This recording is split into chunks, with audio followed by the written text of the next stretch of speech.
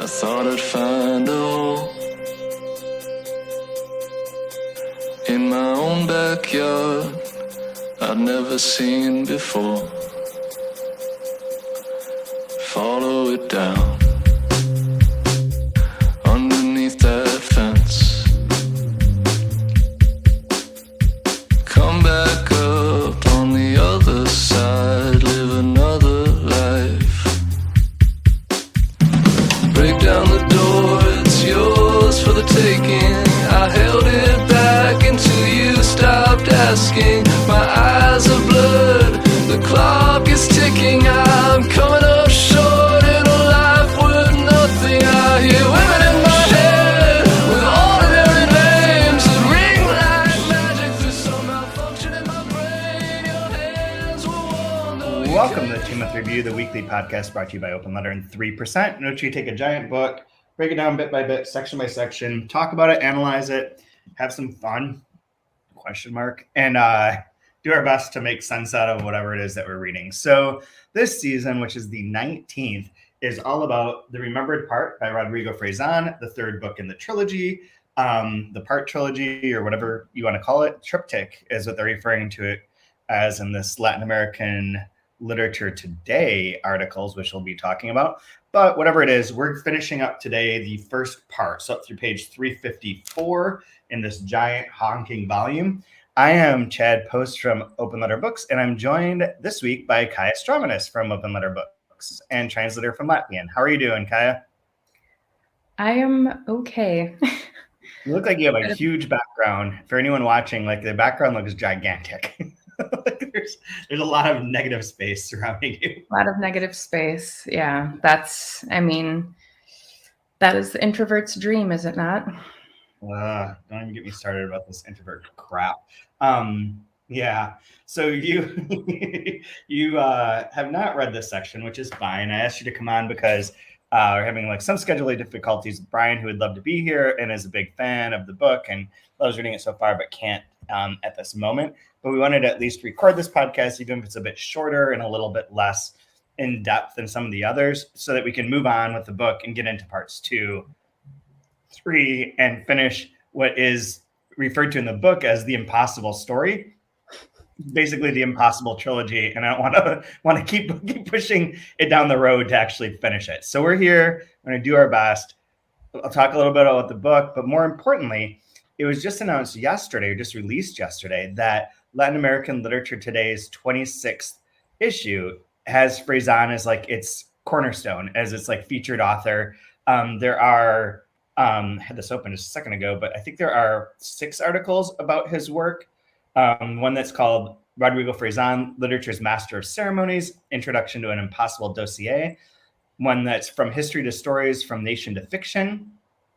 Then Rodrigo Fresán and the Novel of the Year 2000, which is about mantra, I assume, because that was what he was commissioned to write for the Random House Mondadori in Spain. They had a project of having, I think it was 6 different authors write about different cities, world capitals, world cities for the year 2000. And that included Roberto Bolaño book, the one about the boxer in Italy. I can't think of the name of it right now. But then also mantra. There's also 7 notes on La Velocidad de las Cosas and the expansion of the universe. And then finally, the one that I think we'll mostly talk about, Translator's Triptych, Around the World, All Worlds, in One Sentence by Rodrigo Fresán.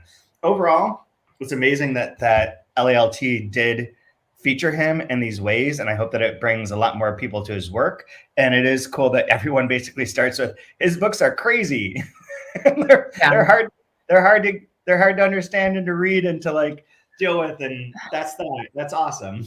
Well, I mean, except for, so you also kind of partially assigned this article about the triptych to read for today's recording for today's podcast, and I misunderstood and just clicked on the first one, which does talk about it does talk about triptych effects and trios of things. So I thought I was on the right track.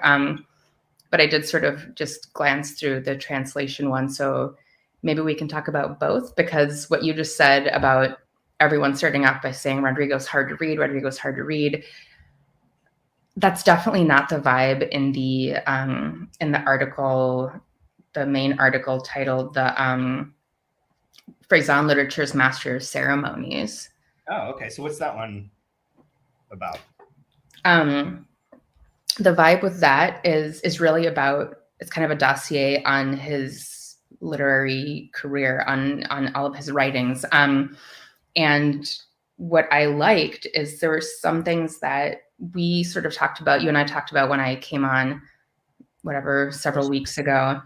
We were talking about all the referential things. I mean, that's something that you can't not talk about referencing when you talk about Fresán, and because everything is a reference to another thing, to another thing, to another thing. Even the epigraphs, you have to read all of them because all of those are very intentionally chosen. And, I remember, I think with the first book when we were laying out, I'm getting a little off topic, but, we even thought about breaking up or setting the epigraphs, just worrying about the spacing of them. And then Will Vanderheiden, the translator into English of Fresán's books, coming back and saying it's a very specific way that they've been chosen, or like you can't move them around to fit them onto papers in different way. Like it's very intentional how Rodrigo has ordered these. I don't remember that at all. Oh, really? Okay, maybe it's just me. Or it might just be me. But one of the things in the very beginning of the Wrong article that I read is that he writes, Fresán's writing seems to open its doors to everyone and everything. Songs, films, personal anecdotes, stories of writers' lives, the reading and rewriting of his own books and the books of others, et cetera, et cetera. And that's something where I think it's such an interesting... I mean, the books are difficult to read, but at the same time, they're so accessible. They're so approachable. Or maybe it's the other way around, that the book itself makes the reader approachable. And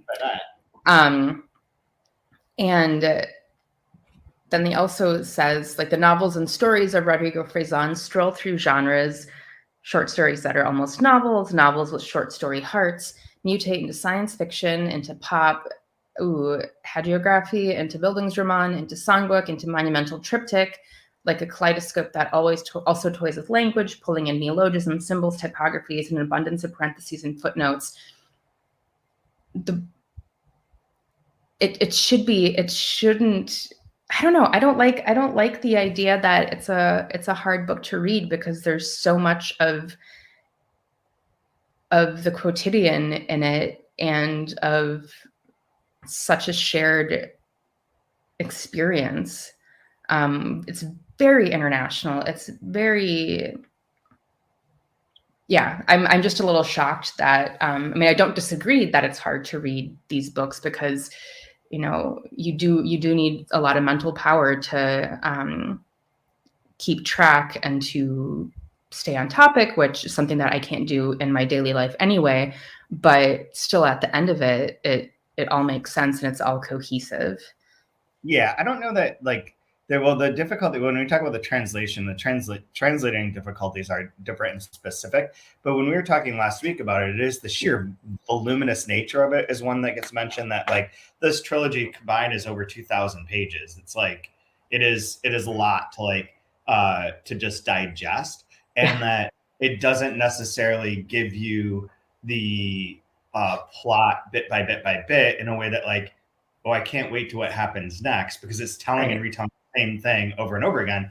And this book, we'll come to this in a second, but Will Vanderheiden mentions in his section of the article that I read on, which was 3 translators, one from French, one into French, one into English, and one into Italian, each selecting one sentence and illustrating, like, how that sentence both embodies, like, his overall program and nature of writing, but also, like, is difficult to translate for various reasons and how they approached it and so on and so forth.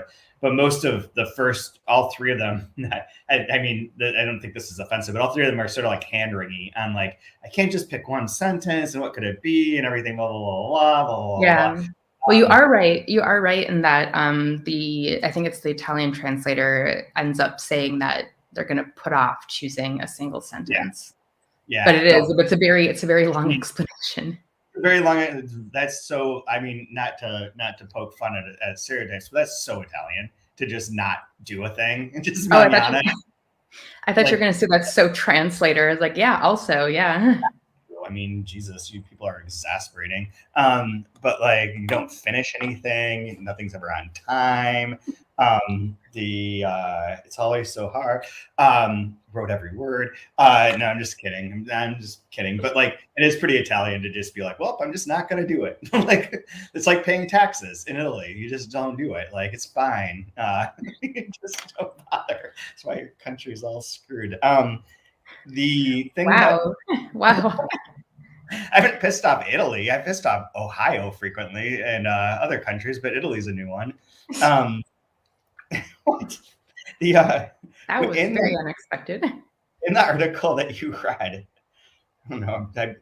I'm kind of pissy, and anyone that gets in the way is going to get a little bit of it. So like whichever thing steps up. No offense to Italy, but the thing that you read, what did it talk about in regards to his first book? Did it say anything about his first book? Which was the first one?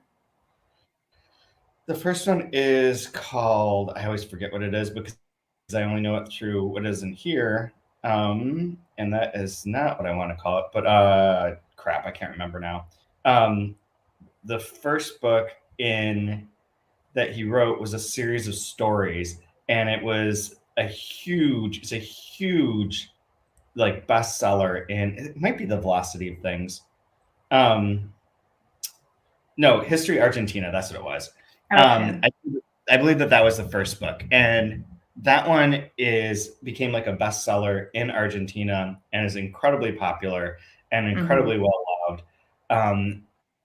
and is incredibly like still in print, still does very well for him. Is very like his name. And then everything after that is sort of History Argentina. Everything after that, I believe, is a little bit more like a rebuttal to that, or a moving away from that type of writing and that type of thing. And I bring this up because in this section, so the section that we read for today, or that's being covered today, I forget where it started. Was it 281 or something like that? 281 through 354 is the last section in which the ex-writer is on the plane and is kind of going through his own career a little bit more than it has in the past, a little bit more specifically, and then ends with him saying like he knows how to proceed, he knows what to write now, he knows what he's going to do, and comes to like a conclusion about writing or about doing a thing. So that's where it's going to end in here. But the section that at the beginning, or on page 328, that's relevant to this is when it talks about his first novel. This is like, he's talking about how when he's in airports or whatever, he never sees anyone reading his books. His books aren't available. Nobody's reading them. They're all impossible. The Impossible Story, the last book that he wrote that like caused like a furor, which is related to the invented part causing the little problem on St. Jordi's Day, in which the Spanish government gave it to Catalonia as a joke about how their country is a creation, and in this case he uses Impossible Story as like the stand-in for that. He hasn't got into the details of it within the remembered part, but I know that that's what it is. But he's talking about how people don't read that, and about how he only writes books that are like that exist to exemplify the style in which they're written, that they are just pure style, except for his first book. And only once in a great while could anyone in hospital waiting rooms or at airport gates be spotted still holding his debut, once a bestseller in his now non-existent country of origin, novel, national industry, an anomaly at the time that in turn turned him into an anomaly, his name like a disturbance to ignore in the literary system, because in its day, national industry upset people. It was inopportune and startling, contradicting too many good theories with its for many bad practices. And then he goes on to talk about like then his future books like are kind of a rebuttal of that. His second book, Sacred Memories, which seemed to have been written almost in opposition to national industry. So different and also so happily misunderstood, delivering recitations of the lives of mad saints and of the secret twin of Jesus Christ, with background music performed by the pianist Glenn Gould, and yes, praise to the clouds of cocaine atop which he wrote it like one possessed. But he does have this great bit that I think is interesting, because I think it's the opposite of what happens with Fresán in real life. But the character in the book says, national industry was irrefutable proof that book readers were ever more abundant than author readers. Enthusiasm, interest, and attention lasted and were valued only for a single title that everyone read, no matter who was responsible for it. And in general, there was no point in proceeding to read the writer's previous or subsequent books. He, on the other hand, belonged to what appeared to be a now extinct species of reader, and he'd always followed the trail of a life to the bottom and beginning and end of its work. So in here he's saying, like, nobody, people read the book, the popular book, the one that everyone's talking about, but not that author's other books or that author's other things or following their career. But I think in real life, Fresán is much more read as like an author and not as the individual books. Like the ones that are in English maybe gives it a limited view because it's Kensington Garden, Bottom of the Sky, and then the trilogy. But it's not like people, like any one of those people are like, oh, that's the one Fresán book. It's like they read everything, and everything is always connected. There is like to poke fun at my least favorite auteur, Wes Anderson, there's a Fresana world of Fresán in which all these things interlink and connect, and pieces and characters come up in different spaces, and there's like a universe, a Fresaniverse, so to speak, filled with referential things and different, the same authors, the same touchstones over and over again, and the same sort of concerns. But it does kind of create one, like he talks a lot in this first part of the remembered part about what essentially is mantra and is that book. It's not referred to as such, but it is told as like the book that, and this was in the earlier volumes of the trilogy too, that he took Penelope's karma experience and wrote it into a book, and she was pissed that he had stolen like her experiences to try and write them. And that, I believe, is the basis for mantra, which will come out at some point in time. But I think that's interesting. Like there's when you're saying like it is easy, but I think I don't think his books, I don't think on a sentence level, I think on a sentence level, they're tricky for some people because they're long, list filled, so on and so forth. But that's not necessarily the hardest thing. But I think the fact that you kind of get sucked into the whole whirlwind of references and of places and of stuff is the kind of a more complicated and more daunting aspect of being able to read him. Yeah. You asked so there is, I think you did mention, but there is a long review or article by Rodrigo Bastidas on the Historia Argentina. And the article that I read, the Master of Ceremonies, Maria Jose, the writer, excuse me, mentioned, so in the article I read, says that what Rodrigo Bastidas says is that Historia Argentina definitively makes history by refracting the possibilities of the world and of literature. And I mean, just the quote, like just the sentiments from this paragraph I'm going to read. So there's one article that examines 3 Fresán novels, and that writer confesses that for him, Fresán set the standard for what it was to be an intellectual or good reader. The omnivorous zeal, the reading it all. For Ramiro Sanchez, the Velocidad de las Cosas articulates a new narrative form, and then Historia Argentina definitively makes history by refracting. And then for all of them, and for the author of the article I wrote, Fresán's writing isn't just impressive, it's indispensable. His books are among the ones that you remember the exact moment when you read them for the first time, and that soar over your life like a melody that never entirely leaves you. And I mean, even for that, I think it's funny that you mentioned the Glenn Gould thing, because I'm editing, fast tracking a Norwegian book, The Red Handler, for Open Letter, and one of the chapters, the Red Handler, the private investigator, arrests a guy who kills his wife, and there's like weird misunderstandings because the guy has earbuds in the whole time. He's listening to Glenn Gould's variations, and the Red Handler is obsessed with it and like loves listens to both versions. And yeah, so it's even that to me, it's like, connections. Connections and synapses. Yeah. The so the ding dang. Bing bang. The part of the three people that I think I'll just read part of Will's one that fits in because I don't really want to do the French one necessarily, but Will's has a couple of things that are worth mentioning, and then there's a few bits of this book that I just want to share, and I'll just kind of like read parts of or reference to you so that you because you haven't read it, but see if you what you think. But with his, Will goes through the whole thing of like it's hard to choose anything. This is difficult. Blah blah blah blah blah. Like exactly what I said. And then in the end, I chose a sentence from Remembered Part, the third volume in Fresán's Parts triptych. It wasn't included in the original edition, which is one of the things I wanted to point out. Is that like with the other two books, but this one and more so than the other two, there was like an abundance of added material. Like all three of them, there were like things that he added and sections he added and bits that he added and added and added. But I feel like these are things that Rodrigo added. Yeah. That Rodrigo added over and over and over again. And it says, so it wasn't included in the original edition of La Parte Recordada, but was one of the many inserts that Fresán added during the process of translation. It appears in a series of sentences and paragraphs that describe a book the protagonist imagines writing, a book that is also, in a way, the book we are reading, and also in still another way, all books. I'm not going to read the Spanish version, and I don't know if it might be in this section, in fact, but I'm not entirely sure.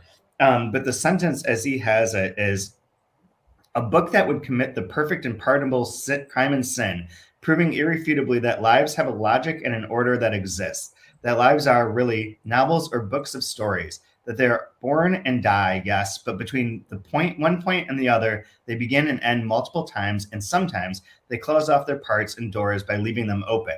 That looking back, they discover that secret thread of fate, correcting and redacting all sequence, A and then B and then C, in a transcendent consequence, A and thus B and thus C, and thereby giving meaning to the past. So he talks a little bit about the faithfulness of like where the beginning could have been a book that would commit, or like whatever, it goes through that. But then the thing that's interesting is that it is this part. So the sentence has a typical Fresanian structure, the list, and features some of his characteristic orthographical tendencies, the liberal use of semicolons and parentheses. It has a primary extended metaphor, lives as novels or books of stories, and a secondary implied metaphor, lives, novels or books of stories, as structures, parts, and doors that are closed off by being left open. And then he goes on to say that that's basically the whole protagonist bit in this book. This the paradox at the heart of the whole triptych. It's no coincidence that the triptych's protagonist writes a book called The Impossible Story. What he's hoping to do to prove that lives have a logic and an order that exists is impossible, as the sentence's final turn so exquisitely demonstrates. Any logic and order that lives have is constructed, a fiction that memory creates post facto, looking back and discovering that secret thread of fate, correcting and redacting all sequence into transcendent consequence. So it's pretty interesting. I like that how Will chose this particular sentence, and it does really fit into this section.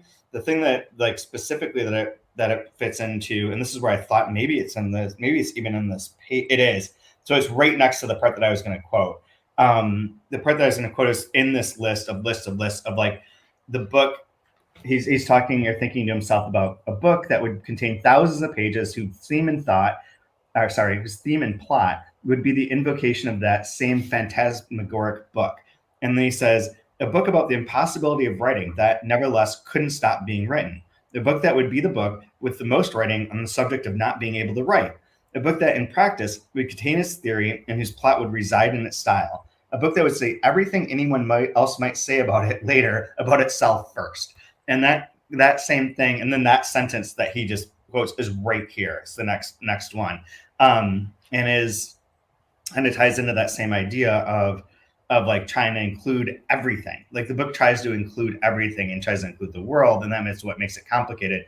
And the only way that it can include the world through like a Gödelian incompleteness theorem is to include the criticism of itself and the non-writing of itself. Like there's a whole great bit in this section too about how it's impossible to talk about things that are forgettable because you have to forget them first. You can't say something's unforgettable until you try and forget it. And trying to forget something is way harder than remembering things, because you can remember things, but you can't remember forgetting them, so to speak.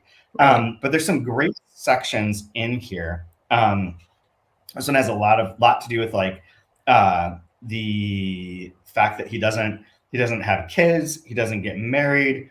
Ella is never the woman that he never marries. There's like a good suicide part, more or less, which I'm down for.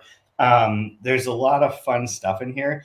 But some of the funnier bits, just to share this with anyone who's like listening along and just wants some motivation to like go into the book, even though, I mean, I don't know why you'd be listening to episode 6 and not having read the book or still needing to be sold on it. People make mistakes. What's that? People make mistakes. The podcast app sometimes just loops around and starts playing the next thing as it will. Sometimes, I mean, I think people just want to hear the sound of our voices and our jokes. They're probably disappointed that Brian's not here. I know, but this is going to have 0 downloads. Sorry, guys.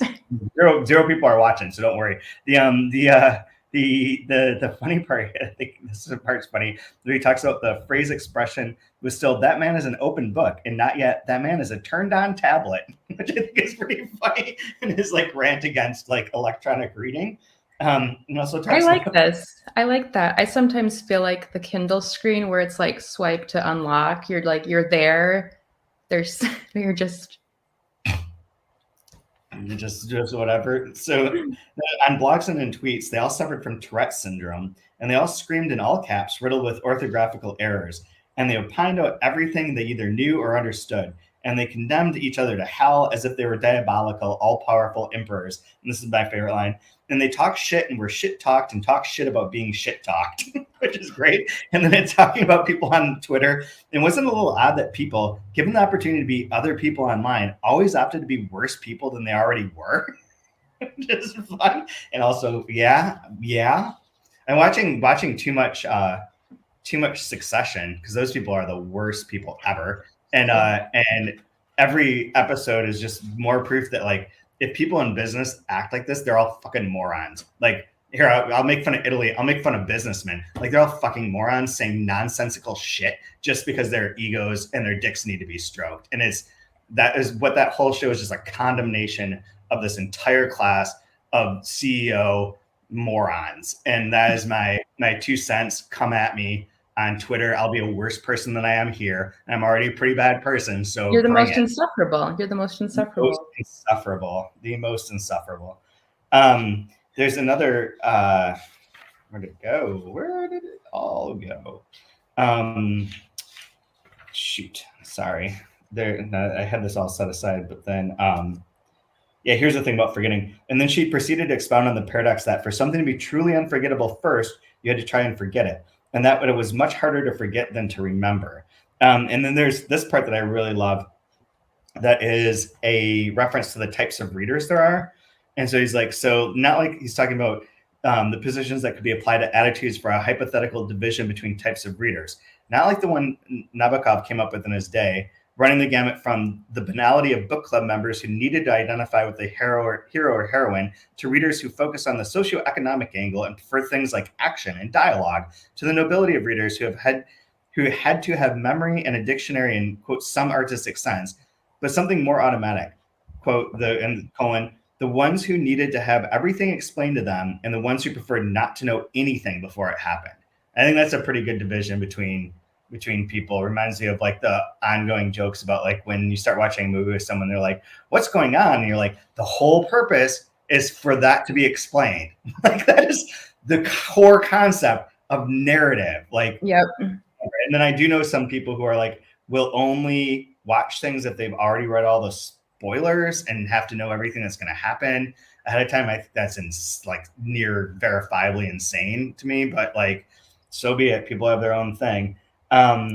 There's also the bit that does sort of tie this all together, is that he references the story that he is told that Hitchcock, I think it was Hitchcock, woke up in the middle of the night with like this great idea for, here it is.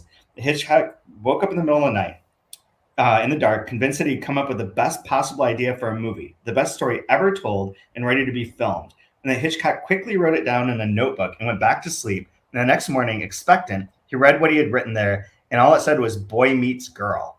And then he thought that, yes, boy meets girl was the best possible story to tell. He remembered a girl, and then he goes on to his own thing. But for the author in this book, the non-author, the ex-writer, whatever, there's the moment towards the end here, the sort of crescendo of this section that we've been building through all of his like hatreds, all of the other things he despises about culture, about the fact that he can't write, about the success of Penelope's books, that he's done with all of this, that, you know, he's no longer a writer, everything was like failed, so on and so forth. And then you finally get to this part on 349, and then something clicks. And he clicks one of those pens that they give you on airplanes, and he writes something down on the in-flight safety instructions. And it's the first thing he's written in so long, and the first thing he's thought to put in writing.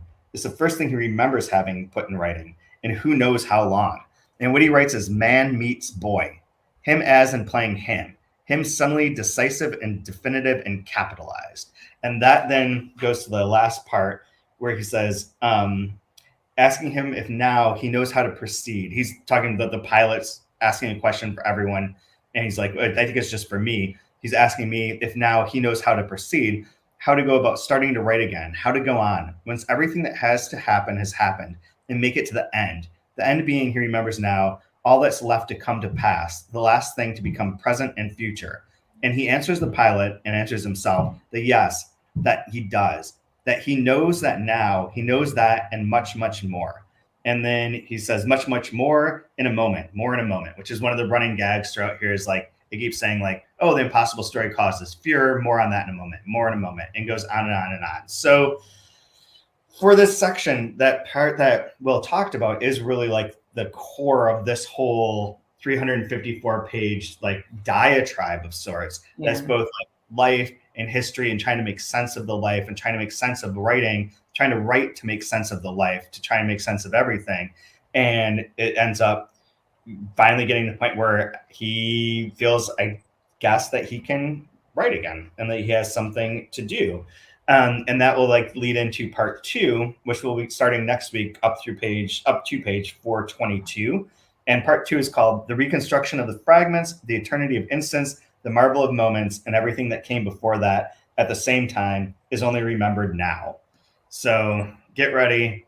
We're moving on to a new part with a whole new set of epigraphs and a different sort of structure in terms of how it's laid out or designed. And we're off into a new world, which will probably be the same world, told again, retold, reconstituted, refragmented, and an attempt to make sense out of all of this. So yeah. Thanks for bearing with us on the short one. Do you have any comments on any of that? Do we know, or do you know, does Rodrigo keep lists of things he wants to mention in his books? I don't think so, but I don't know. The one of the French person mentioned in this, the sentence that she chose, every single book and every single, and I think Will mentions this too, but every single book, every single section, every single time references Kurt Vonnegut, references Melville, references Nabokov, references Pink Floyd, references the Beatles. Like there's the same core bits that are always part and parcel of this. I also think it's interesting that this book and this section is set up where the ex-writer, the protagonist, is incapable of reading Nabokov's last book, or like not the last one, but the big Ardor, the one book that he hasn't read, and can't finish it, and talking about not being able to write and not being able to read this one book. So it's the two things that are being blocked. And in reference to an earlier point, the ex-writer refers to himself as someone who reads to write, that writes to read, that it's all about reading, not about the process of writing, not about the process of being on Twitter and being a writer, but to be reading.